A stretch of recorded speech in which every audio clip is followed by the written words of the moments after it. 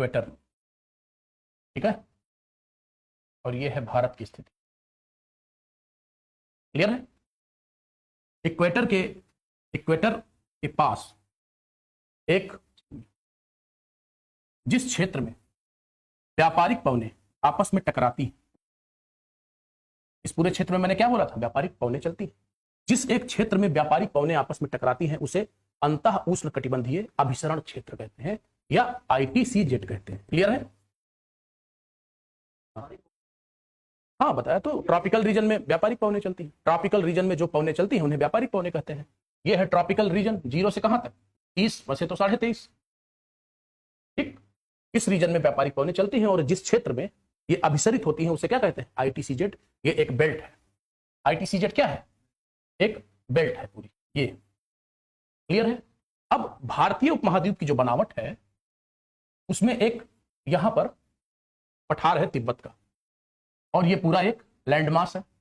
जब सूर्य उत्तरायण होता है गर्मी के दिनों में तो यह रीजन हीट करता है। हीट करने की वजह से ये जो ITCZ है इसकी शिफ्टिंग होती है, ऊपर चला जाता है। समझ रहे हैं क्यों? क्योंकि यह निम्न दाब की ओर, निम्न दाब का क्षेत्र है या निम्न दाब के लक्षण वाला क्षेत्र है। जब यह ऊपर जाता है तो यह कहां तक जाता है, लगभग 30 डिग्री नॉर्थ तक खिसक जाता है। कौन? ITCZ। अब जब सामान्य स्थिति में व्यापारिक पवनें कैसे चल रही थी, यहीं आकर मिल जा रही थी और इसी क्षेत्र को आप क्या कह देते थे, ITCZ। अब ये ITCZ खिसक के कहां चला गया, 30 डिग्री पर। अब यह व्यापारिक पवनें इस 0 डिग्री को पार कर जाएंगी, पार करेंगी, लेकिन हवा की दिशा का पैटर्न क्या हुआ, फेरल के नियम के अनुसार जब आप इस दिशा में होंगे तो हवाएं इधर की ओर मुड़ती हैं, तो हवाओं की दिशा क्या हो जाएगी, इधर हो जाएगी। अर्थात जो व्यापारिक पवनें ITCZ के मौसमी खिसकाव के कारण जो व्यापारिक पवनें विषुवत रेखा को पार कर जाती हैं वह भारत में आती हैं। किस दिशा से आती है, दक्षिण पश्चिम की दिशा से, क्योंकि दिशा किसी हवा की उसके ओरिजिन या उत्पत्ति की ओर से देखी जाती है। ये कौन सी दिशा है भारत के संदर्भ में, दक्षिण पश्चिम।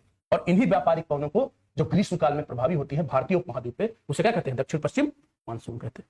क्लियर है? सूर्य उत्तर की तरफ आ गया। गर्मी में क्या होता है, सूर्य उत्तर की ओर प्रभावी होता है। सूर्य की जो आभासी गति है, हाँ, वो कर्क रेखा की ओर उन्मुख होता है। ठंडी में यही प्रक्रिया पलट जाती है। ठीक, लिख लो, शीतकाल में। ये बात फिर से समझाएं,